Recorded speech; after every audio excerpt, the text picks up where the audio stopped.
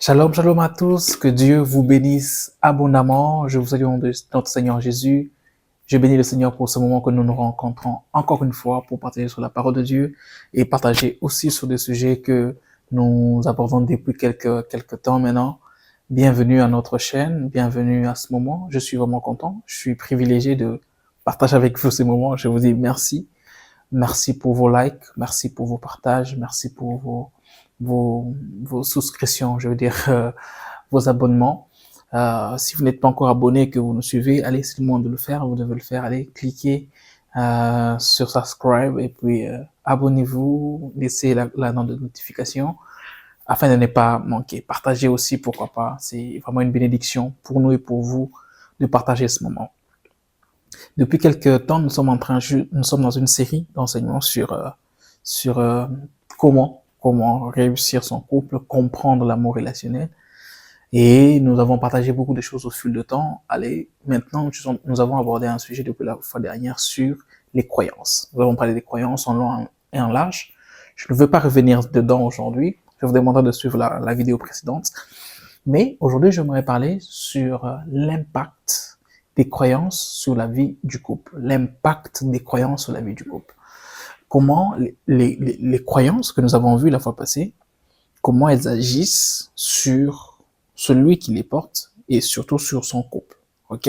Parce que nous avons remarqué, en tant que pasteur et en tant qu'encadreur de la jeunesse, j'ai remarqué au fil des années que la plupart des gens souffrent dans leur couple à cause des croyances qu'ils ont. Ok?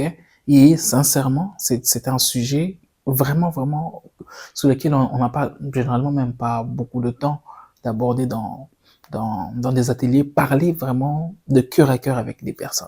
Des fois, on en parle de manière générale dans nos prédications, dans nos enseignements, mais on ne permet pas à l'homme, comme le font peut-être les thérapeutes, comme le font les motivateurs et tout ça. Des fois, dans nos réunions d'église ou encore dans nos réunions chrétiennes, on n'arrive pas à aller un peu plus loin, toucher individuellement, faire comprendre à la personne que regarde ça, ce que tu vis, c'est à cause de ce que tu crois. Ok?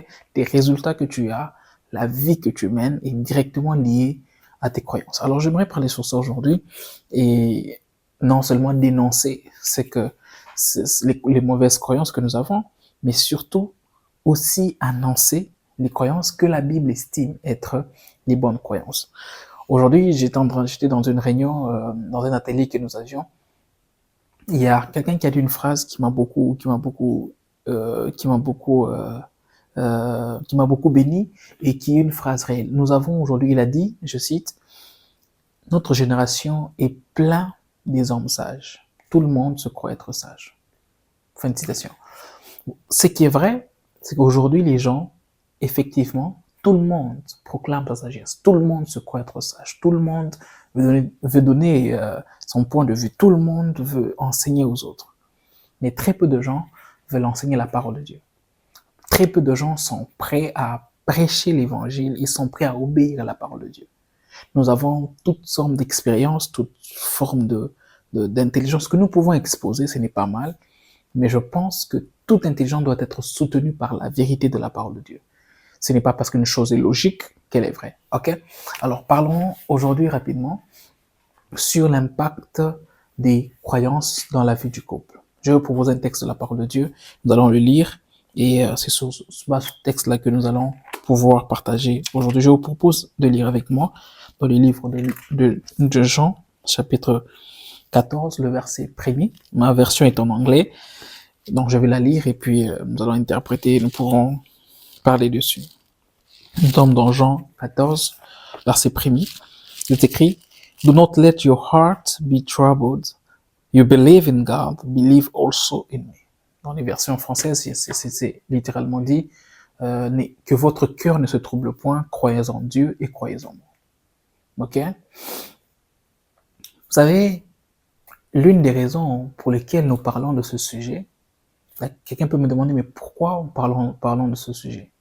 Nous parlons de ce sujet parce que il y a aujourd'hui une maladie, il y a même deux maladies que nous avons dans l'église des enfants de Dieu, parmi les chrétiens, parmi les enfants de Dieu, il y a une maladie.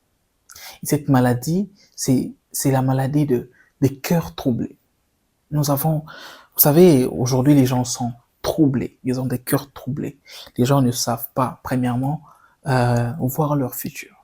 Ils ont le cœur troublé. Vous allez rencontrer un grand nombre des chrétiens à l'église. Ils sont troublés. Ils ne savent pas quelle est leur prochaine étape de la vie. Ils ont l'impression de ne pas savoir où est-ce qu'ils vont. C'est très difficile aujourd'hui de rencontrer un jeune homme de 30 ans, 35 ans ou 25 ans, c'est pas 20 ans, qui prie, qui sait où il va dans la vie. Et les gens sont troublés alors troublés. Et ce trouble-là va même s'imposer dans les relations. Parce que quelqu'un qui ne sait pas où il va, comment voulez-vous qu'il construise quelque chose de solide? Comment voulez-vous qu'il ait un couple solide? Comment voulez-vous qu'il construise quelque chose de stable? Non, nos parents, ceux qui sont venus avant nous, non, je crois qu'ils n'ont pas connu cette pression qu'a ma génération à moi. Notre génération a le problème de trouble. Les cœurs sont troublés, les gens sont troublés. Quand je parle de troublé ici, sûrement la pensée de Christ, même quand il en parlait, c'était d'être désorienté. Ok? Et après juste leur avoir dit que ne soyez pas troublés, il leur dit, si vous lisez le verset il dit, je m'en vais vous préparer une place, je reviendrai vous prendre afin que là où je suis, que vous y soyez. Il est en train de leur faire une promesse, il leur dit, écoutez, vous n'êtes pas perdus. J'ai un projet pour vous, voici ce qui va se passer, je rentrerai. Ne soyez pas troublés, ne soyez pas comme des gens qui ne savent pas où ils vont, qui n'ont pas de direction. Ma génération, malheureusement, c'est une génération de gens qui sont troublés et les gens n'ont pas de direction. Vous allez trouver des jeunes filles, 25 ans, 27 ans, 28 ans, 30 ans, 32 ans, 35 ans même, des fois même 40 ans. La personne n'a toujours pas trouvé son chemin. Toujours pas. Nos parents ont eu peut-être la chance à leur époque d'avoir facilement, déjà à un certain âge, avoir déjà vu la direction qu'ils voulaient prendre de sa vie. Mais nous avons la difficulté aujourd'hui de se positionner. Nous sommes troublés, nous avons des cœurs vraiment, vraiment troublés. Nous avons des âmes qui ne sont pas posées. Et ça crée une conséquence, ça crée premièrement une diminution de la foi. Quand quelqu'un ne sait pas où il va, il stagne dans sa vie chrétienne. Et pendant qu'il stagne dans sa vie chrétienne, ça diminue sa foi. Il a l'impression que Dieu n'agit pas. Or, il est juste troublé. Il est juste déboussolé. Nous avons beaucoup de jeunes. Moi, je croise des gens, ils grandissent en âge, mais ils ne savent pas se positionner. Et ils anciennent des relations. Ça marche pas. Et ils vont chercher des raisons ailleurs. J'aimerais vous dire la vérité, les gens sont troublés.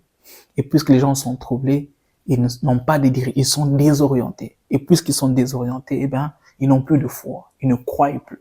Et puisqu'ils ne croient plus, eh ben, ils ne peuvent pas construire. Parce qu'on construit sur le futur. On construit dans ce qu'on croit. On construit par la foi. On espère dans la vie.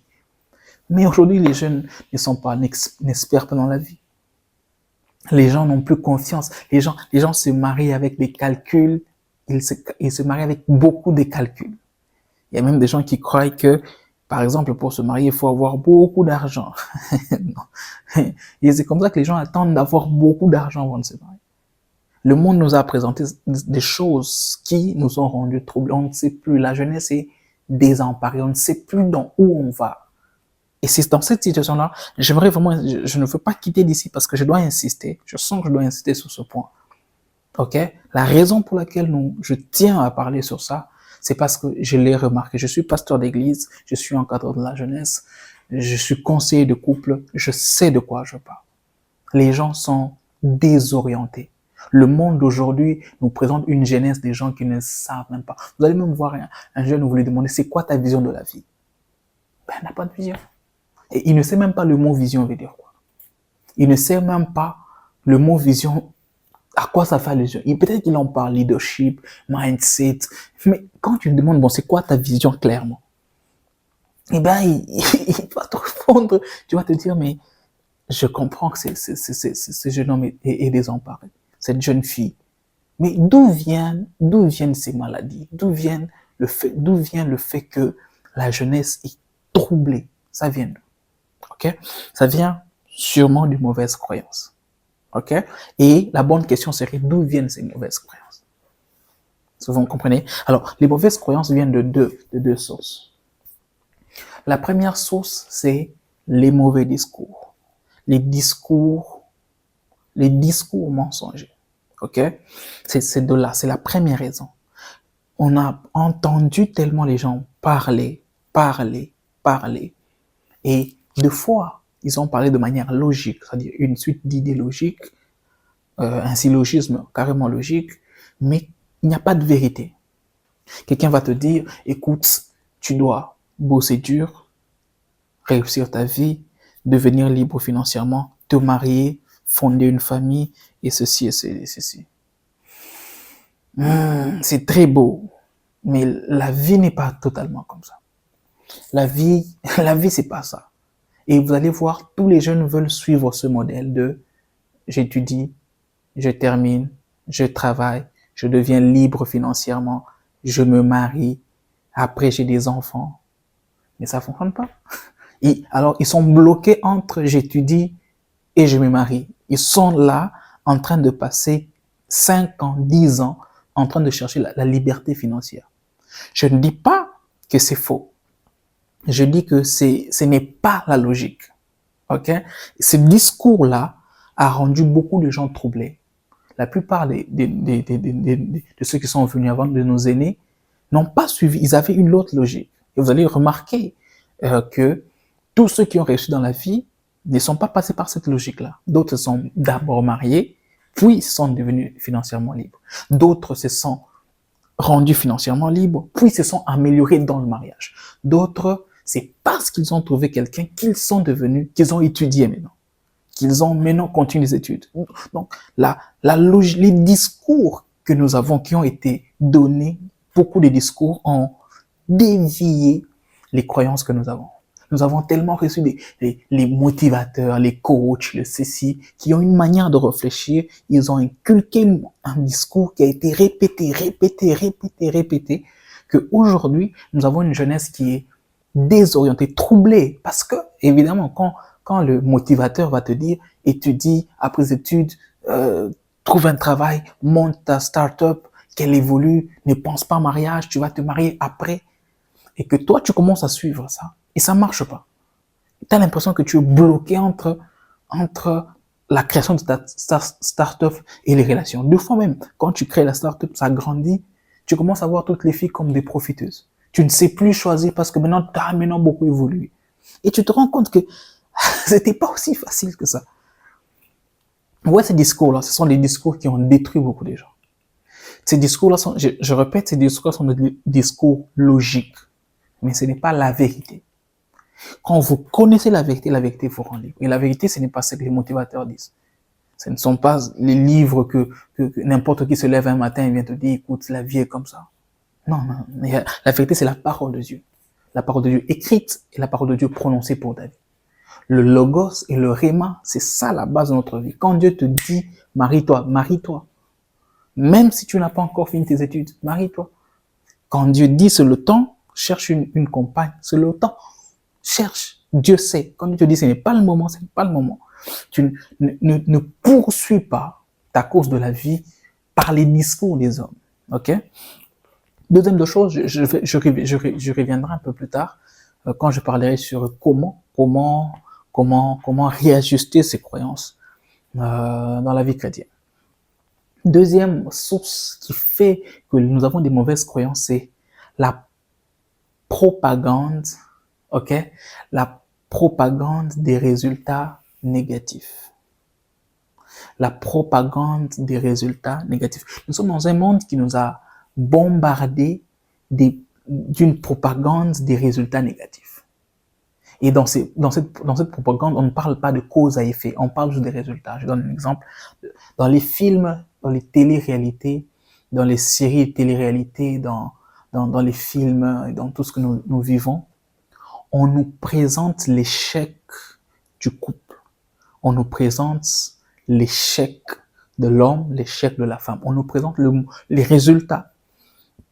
Et on nous présente ça toujours souvent. Et dans tous les films que vous allez suivre, c'est toujours un homme et une femme, et puis après ils sont divorcés, ils sont partis, ils ont eu des enfants, et puis après, on nous a tellement bombardé, on nous a juste proposé.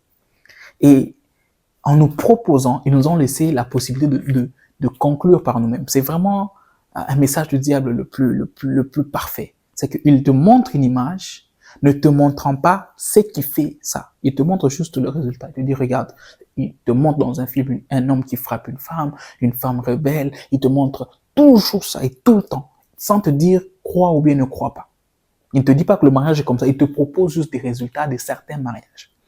Te laissant la possibilité par toi-même de te dire, est-ce que le mariage est vraiment ça? Et nous avons les gens qui ne croient plus même au bonheur dans le mariage, qui ne croient même plus au mariage, qui ne croient même plus à la vie de couple. Pourquoi? Parce qu'on les a bombardés des propositions. Ce que vous devez savoir, c'est que s'il y a par exemple la guerre, la famine, les divorces, la méchanceté, c'est à cause de la nature de l'homme. L'homme est pécheur. C'est le péché qui explique ça. Alors, le diable va essayer de te faire comprendre que c'est le mariage qui fait ça. C'est pas ça du tout. Si nous avons des guerres, c'est parce que l'homme est mauvais. L'homme est mauvais. L'homme est prêt à tuer son... Je n'ai jamais vu. Alors, je sais pas si vous avez déjà vu une meute de lions faire guerre à une autre meute. On se dit, nous sommes en guerre mondiale. La guerre mondiale de tous les lions du monde, ils se tuent entre eux. Non.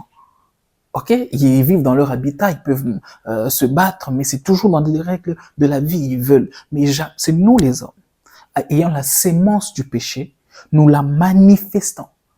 Tout ce que vous voyez, cause à effet, c'est l'état de l'homme.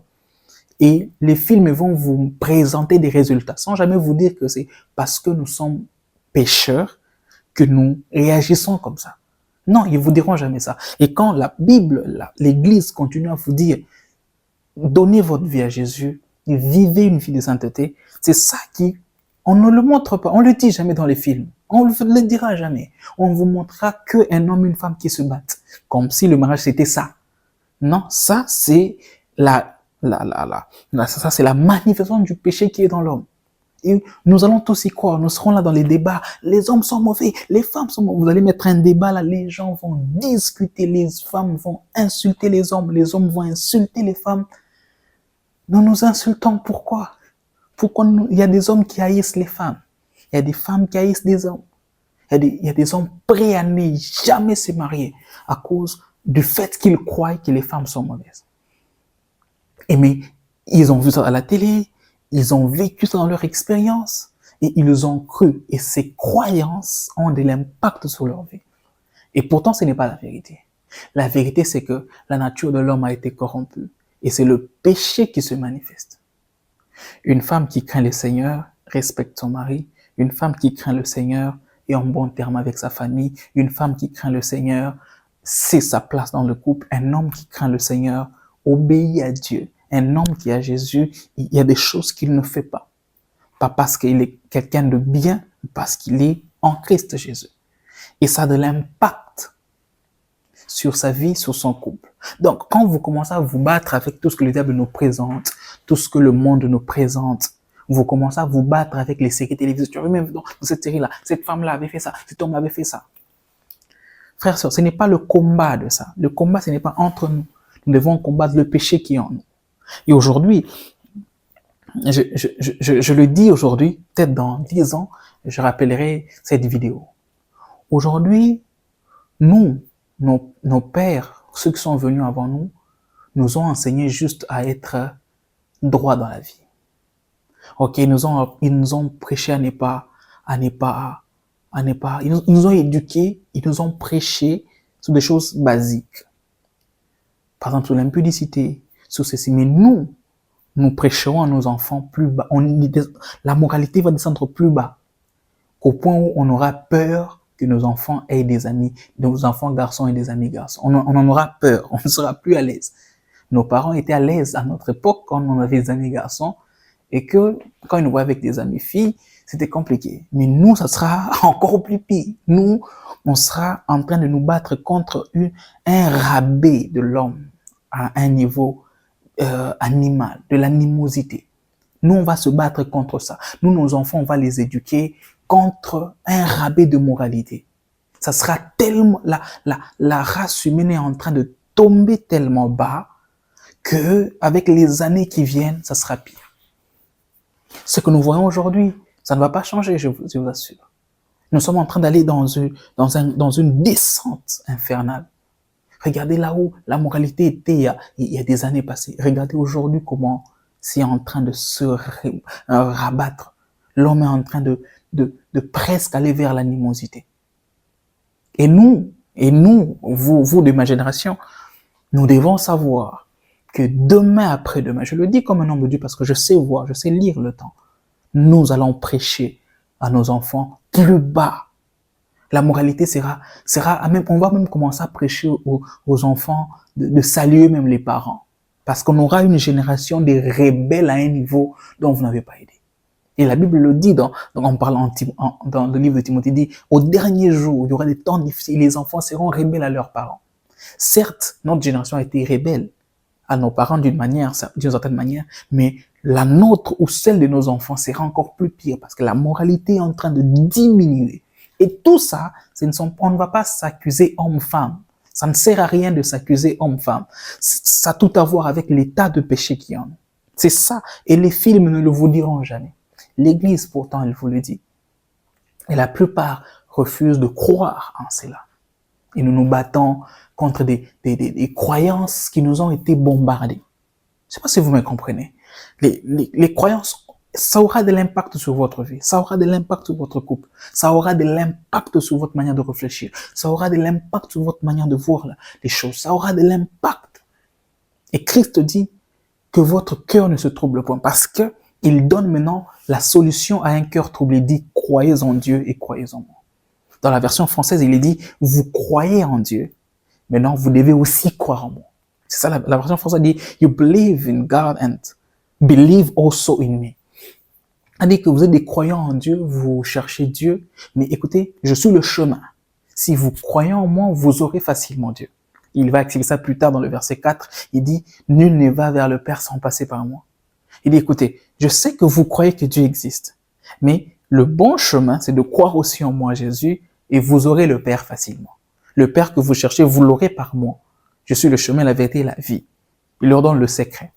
Et le secret ici, c'est que pour ne pas avoir un cœur troublé, il faut redéfinir ses croyances. C'est le secret. Vous êtes un jeune homme, vous êtes une jeune femme, vous êtes dans un stade de votre vie, vous devez vous engager, vous allez vers la fin de vos études, vous avez déjà fini vos études, vous devez prospérer dans la vie ou évoluer, mais vous êtes comme déboussolé. La solution que Christ donne pour un cœur déboussolé, une pensée troublée, c'est de redéfinir les croyances. Il dit tout de suite que votre cœur ne se trouble pas, croyez. Parce que le cœur troublé, il est troublé à cause de ce qu'il croit. Mais il leur donne maintenant la formule pour garantir la tranquillité de votre cœur, c'est de croire, d'avoir des croyances et des croyances bien définies. Je vous propose aujourd'hui alors avec moi de voir dans quel domaine les croyances ont de l'impact dans votre couple. OK? Et comment vous pouvez les définir selon la parole de Dieu. Je ne veux pas exposer ma sagesse, je ne suis pas assez sage pour vous aider. La parole de Dieu est suffisante. Comment la parole de Dieu et dans quel domaine la parole de Dieu vous demande de redéfinir vos croyances afin que vous ne soyez pas troublés, afin que vous ne soyez pas désemparés. OK? Et ce sont aussi ces domaines-là dans lesquels le monde nous a déroutés. Le monde nous a déroutés carrément. Carrément, il nous a déroutés dans cela. Alors, il y a 4 domaines dans lesquels la parole de Dieu nous demande de redéfinir nos croyances. Premier domaine dans lequel nous devons redéfinir nos croyances, c'est la vie. Qu'est-ce que le monde vous a appris sur la vie?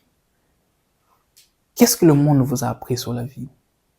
La plupart croient que la vie vient peut-être de ce que l'on vit, de ce que l'on expérimente. Ce n'est pas ça que vous devez croire. Ce n'est pas ça que vous devez croire. Vous devez croire, c'est que la Bible dit dans Proverbe 4, 23, que garde ton cœur plus que toute autre chose, car c'est de lui que viennent les sources de la vie. OK? Vous devez croire. Quand je dis croire, c'est accepter et sympathiser avec la vérité. C'est-à-dire que dire oui, ça c'est la vérité, effectivement, c'est ça. C'est sympathie, croire c'est sympathiser avec la vérité. La vie vient de votre cœur et n'est pas en dehors de vous. La vie, c'est pas ce que vous vivez à l'extérieur, ce qui est en vous.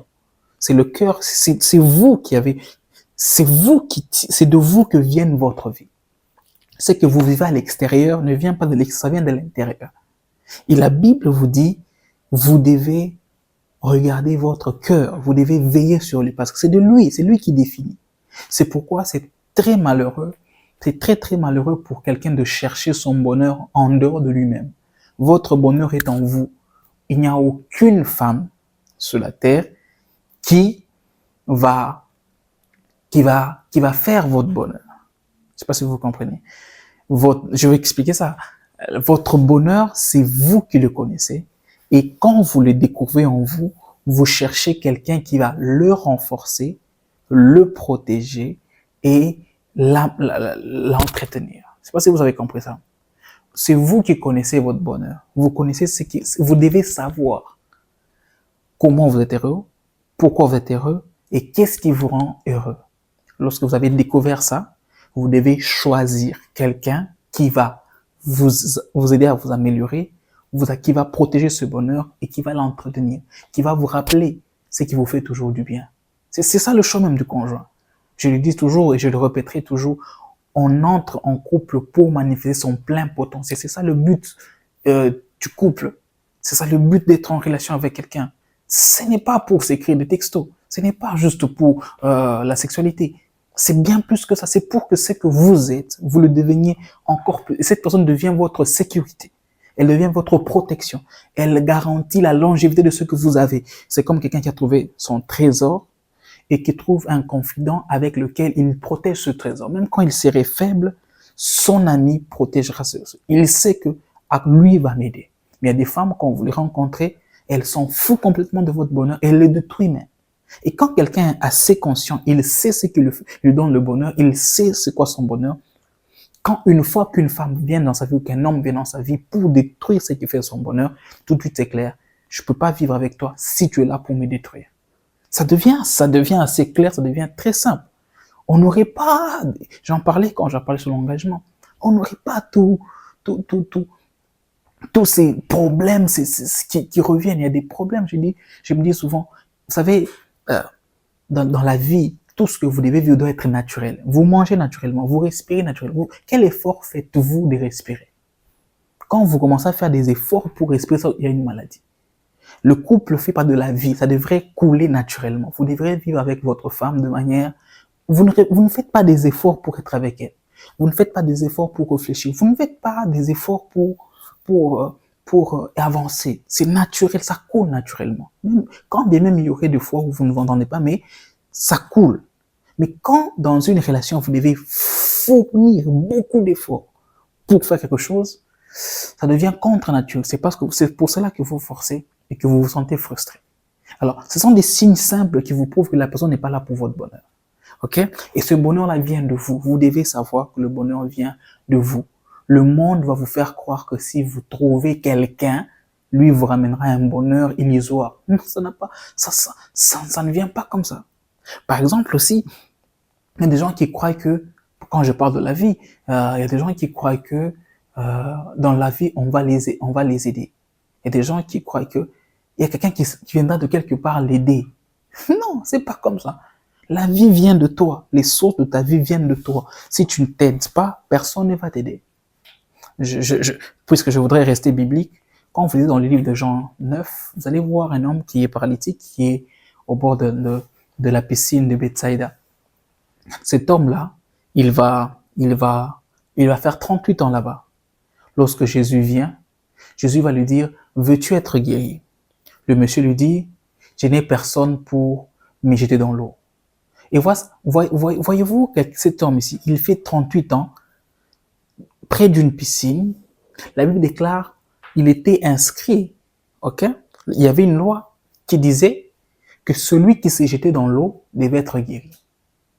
Ce monsieur a fait 38 ans devant une piscine, attendant qu'on le jette. Or, la loi n'est pas qu'on le jette. La loi disait, jette-toi. Je sais pas si vous comprenez. Il a fait 38 ans en attendant qu'on le jette. Mais la loi ne disait pas qu'on doit te jeter. Tous ceux qui ont été guéris pendant 38 ans sont des gens qui... Et même lui-même le dit à chaque fois que l'eau bouge, il y a quelqu'un qui va se jeter avant moi. Tu as fait 38 ans, tu pouvais être déjà si proche de la piscine. Il y a des gens qui sont venus, tu peux même leur dire, allez, je suis le vieux ici, attendez, j'ai fait beaucoup d'années. Qu'est-ce qui fait que tu es là pendant 38 ans? Une seule chose, il attendait que quelqu'un le jette, pendant que la loi disait, jette-toi. Et Christ l'a dit, lève-toi, pars. Et il a dit, prends ton lit, lève-toi. Il n'a même pas aidé. Quand la Bible dit, il y avait un aveugle, Jésus le prit par la main, il a aidé à sortir dans la... Mais lui, on l'a jamais aidé.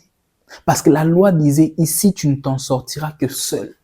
Tu dois t'aider toi-même. Il y a des gens qui ont une mauvaise croyance de la vie, qui croient que leur vie va se développer le jour où ils vont croiser quelqu'un.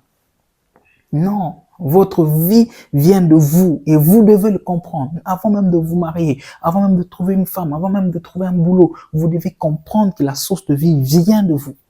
Et tout ce qui sera autour de vous viendra de l'intérieur. Et si ça, vous n'y croyez pas, eh bien, vous ferez des problèmes. Et je vous encourage à croire à cela. La deuxième chose, rapidement, c'est vous devez développer des croyances sur votre identité. C'est super important. Je parlais tout à l'heure des propagandes que nous font les chaînes de télévision, les films, les séries, télé-réalités. On nous montre une image de la vie ou encore des couples, des relations amoureuses, une image super négative qui est d'ailleurs vraie. C'est que les hommes, quand ils vivent ensemble, ils vivent avec beaucoup de mal. Il y a beaucoup de maux dans les relations humaines, dans toutes les relations humaines, dans les familles, entre frères, entre sœurs, entre amis, entre collègues de travail, entre pays. En tout cas, c'est quelque chose qui n'est pas nouveau. Mais on a tellement gobé les résultats qu'aujourd'hui, on croit que les hommes sont mauvais et les hommes croient que les femmes sont mauvais sans comprendre que c'est l'identité qui est mauvaise. Ok? Un chien enragé, c'est un chien enragé. Quand un chien attrape la rage, il commence à se comporter par rapport à sa rage. Une fois qu'il est traité, il redevient normal. La même chose avec nous. Un homme né dans le péché, il va réagir naturellement à cause du péché qui est en lui. Ok? Il va réagir, c'est naturel. C'est naturel. Il n'a pas à forcer. Quand Dieu va condamner le monde, il ne va pas condamner le monde parce que le monde a mal agi. Non, Dieu ne condamne pas le monde à cause de ce qu'il fait. Dieu condamne le monde à cause de ce qu'il est. À Sodome et Gomorrhe, j'ai toujours dit aux gens, même les petits enfants, il y a des enfants qui iront en enfer. Les gens sont choqués, ne savent pas pourquoi. Parce que Dieu ne regarde pas qu'il est bébé ou pas, il regarde la race. Si vous avez un serpent, qu'il soit bébé ou grand, vous les tuez. Vous n'avez pas de choix parce qu'il est bébé, je vais les caresser. Non, c'est sa nature qui fait qu'il doit mourir. Ok? Les enfants qui étaient à Sodome et Gomorrhe, ils étaient morts. Du temps de Lot, le feu descendait sous des bébés. Il y avait des femmes enceintes, il y avait des bébés dans cette ville-là. Ils sont morts. Du temps de Noé, il y avait des bébés. Ils n'étaient pas le seul. Dieu d'ailleurs n'a sauvé aucun bébé. Il n'y a aucun bébé qu'on a dit, bon, puisqu'il est bébé, il est encore enfant, qu'il entre dans l'arche. Non, celui qui croit, il entre. Dieu ne fait pas la différence. Alors, les petits bébés que vous avez à la maison, ce sont des pécheurs. Au même titre que ceux qui sont des criminels devant Dieu. C'est le salut en Jésus qui change la nature. Un chien enragé, lorsqu'on le traite on enlève la rage, c'est le même chien, mais il va agir différemment. C'est le problème d'identité. Il y a le péché dans le monde. C'est le péché qui définit la méchanceté. Même quand les gens viennent dans Matthieu 19, ils vont dire à Jésus, mais écoute Jésus, si un homme meurt et qu'il doit reprendre sa femme, ou quand un homme répudie sa femme, qu'est-ce que toi tu dis? La loi dit que son frère le prenne, ou bien la loi dit de répudier des femmes à cause de l'infidélité. Jésus leur dit une chose, il dit, au commencement il n'en était point. C'est dans Matthieu 19, à partir du verset 17, descendez, 19, 20 et tout ça. Il leur dit, au commencement il n'en était point ici. C'est à cause de la méchanceté de votre cœur que Dieu a dit à Moïse de répudier des femmes. Voyez-vous, une loi qui a été donnée à cause de la nature de l'homme. Mais dans le cœur de Dieu, ce n'était pas ainsi. Donc, nous nous battons tous contre un problème d'identité. La Bible déclare que en Jésus, à tous ceux qui l'ont reçu, à ceux qui croient en son nom, il a donné le pouvoir de devenir enfants de Dieu. Vous devez croire, vous devez porter vos croyances sur l'identité. C'est pourquoi j'insiste, et là, je ne suis pas le seul, la plupart des pasteurs le disent, faites un effort d'aimer tout le monde, mais faites l'effort de vous, en tant qu'enfant de Dieu, de vous marier avec les enfants de Dieu. J'insiste et je répète ça, aimez tout le monde, même vos ennemis. Le Christ le dit. Mais quand il s'agit de mariage, vous n'êtes pas obligé de vous marier avec tout le monde. L'amour, vous pouvez le donner à tout le monde. Mais le mariage, lui, non, pas à tout le monde. Choisissez un enfant de Dieu. Sa nature va peser sur votre relation. Ce qu'il est en Christ va peser. Ok? C'est un problème d'identité. Si vous choisissez quelqu'un qui est dans le monde, ça va beaucoup peser sur vous-même. Et si vous êtes en relation avec quelqu'un qui est dans le monde, parlez-lui de Jésus. Présentez-lui Jésus pour qu'il soit aussi sauvé comme vous l'êtes. Ça va peser sur votre relation. Et vous devez croire à l'identité, que l'identité pèse. Un païen reste un païen, un chrétien est un chrétien. Et quand on parle de chrétien, vous le savez aujourd'hui, c'est pas celui qui va à l'église, c'est celui qui a véritablement reçu Jésus, qui s'est véritablement converti. Faites un effort de croire que c'est une identité qui pèse. Ce n'est pas les hommes qui sont mauvais, ce ne sont pas les femmes qui sont mauvaises. C'est l'identité intérieure qui pèse. J'aimerais vraiment que ce soit clair, que le diable ne nous trompe pas par les séries télévisées, par les films. Non, c'est l'identité de l'homme qui est mauvaise. Alors, troisième chose, c'est les croyances que nous avons de l'un à l'autre, entre conjoints. Les croyances que nous avons envers le conjoint ou la conjointe. La plupart des gens croient que quand ils sont en couple avec quelqu'un, ils doivent le contrôler. J'aimerais vous dire une chose que j'ai partagée avec des amis. Et c'est une révélation que le Seigneur m'a fait comprendre il y a très longtemps. Voici ce que vous devez croire. L'autre, votre conjoint, il est un univers dont vous n'êtes pas le seul explorateur. Vous n'êtes pas le seul qui explore son univers, son monde intérieur. L'homme à l'intérieur, il est âme, il est esprit. Or, étant esprit, il est ouvert à des dimensions extraordinaires. Vous parlez avec le corps, vous parlez avec le corps, vous parlez avec l'âme, mais dans son esprit, votre conjoint est un univers tout entier dans lequel d'autres esprits peuvent passer. C'est comme ça que vous avez Ananias et Saphira qui sont visités par le diable. La Bible déclare que David était incité par Satan pour faire un dénombrement. Voyez-vous, il y a Akab et Jézabel, un couple qui est uni, mais dont l'un est un monde spirituel.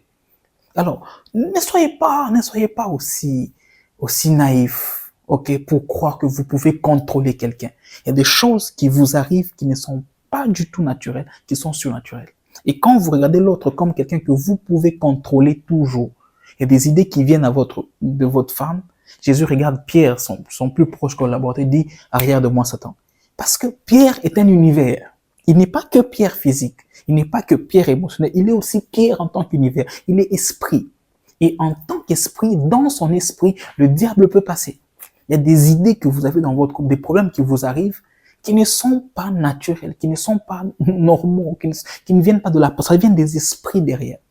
Et quand vous êtes en couple avec quelqu'un que vous limitez votre compréhension de ce qu'il fait au corps et à l'âme, sans comprendre que il peut être un moyen par lequel le diable passe.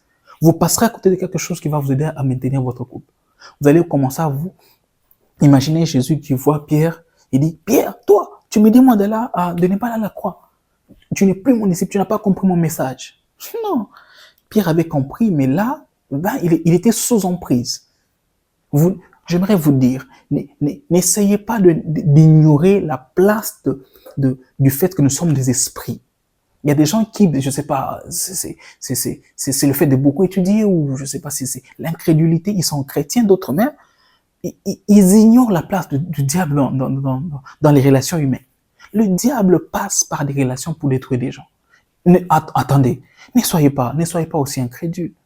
L'autre qui est en face de vous peut être une porte. Spirituellement, il peut être visité par l'ennemi. Le diable peut l'utiliser pour vous faire du mal. Et vous devez croire que c'est possible. Et à chaque fois que vous avez des difficultés, des problèmes, vous ouvrez à cette possibilité-là. Il y a des gens qui, quand on lui dit que sa femme était envoûtée, il ne va jamais croire. Mais moi, j'ai vu des témoignages des gens qui ont dit, une femme qui a envoûté le mari d'autrui, il a dit, je l'ai envoûté, je suis allé à la sorcellerie et il m'a aimé parce que je l'avais envoûté. La femme refuse de croire. L'homme se dit, mais même moi-même, je n'arrivais pas à comprendre pourquoi je faisais ça. Il y a des couples qui sont détruits parce que l'homme a été infidèle, mais peut-être qu'il a été envoûté. Et si vous ne comprenez pas ça, donc c'est très compliqué. La quatrième chose dans laquelle le diable nous a bombardé de mauvaises choses, c'est le bonheur. Le bonheur de l'homme aujourd'hui, le diable a cherché plusieurs manières de pouvoir donner à l'homme des idées dans lesquelles il doit croire. On a proposé à l'homme les habits, les maisons. Quand on parle de bonheur aujourd'hui, ce qu'on voit, c'est la luxure. Bonheur égale luxure. Dans notre mentalité, bonheur égale luxure. Pourtant, la Bible dit deux choses. Le bonheur de l'homme est attaché premièrement à la femme qu'il trouve. Donc, celle de la femme aussi à l'homme qu'elle va trouver. Et deuxièmement, au travail. Les deux se disent en proverbe. Proverbe dit, celui qui trouve une femme trouve le bonheur.